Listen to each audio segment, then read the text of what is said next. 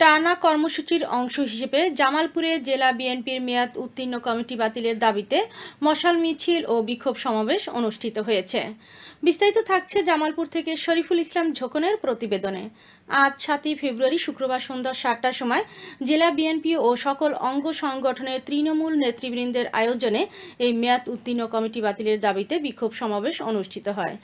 স্থানীয় বাজার হতে একটি বিক্ষোভ মশাল মিছিল নিয়ে শহরের প্রধান সড়ক প্রদক্ষিণ করে বকুলতলা চত্বরে গিয়ে মিছিলটি সমাপ্ত হয়।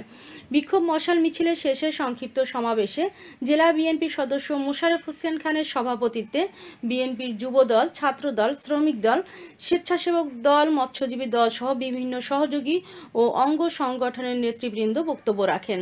এ সময় বক্তারা বলেন, দেশনায়ক তারেক রহমানের সিদ্ধান্ত চূড়ান্ত। এই মুহূর্তে তারুণ্য নির্ভর কমিটি ত্যাগী নির্যাতিত নেতা কর্মীদের মূল্যায়ন করে কমিটি গঠনের ধারাবাহিকতায় দীর্ঘদিনের জামালপুর জেলা বিএনপির মেয়াদ উত্তীর্ণ কমিটি ভেঙে দিয়ে অতি দ্রুত জামালপুর জেলা বিএনপির কমিটি গঠনের জন্য কেন্দ্রীয় নেতৃবৃন্দের দৃষ্টি আকর্ষণ করেন।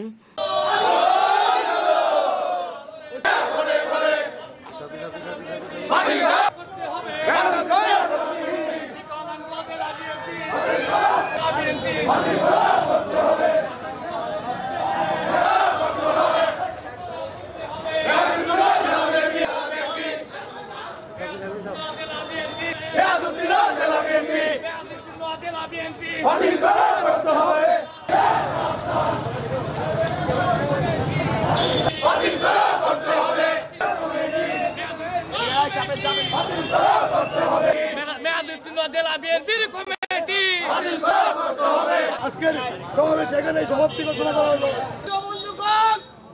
জামালপুরে মেয়াদ উত্তীর্ণ কমিটি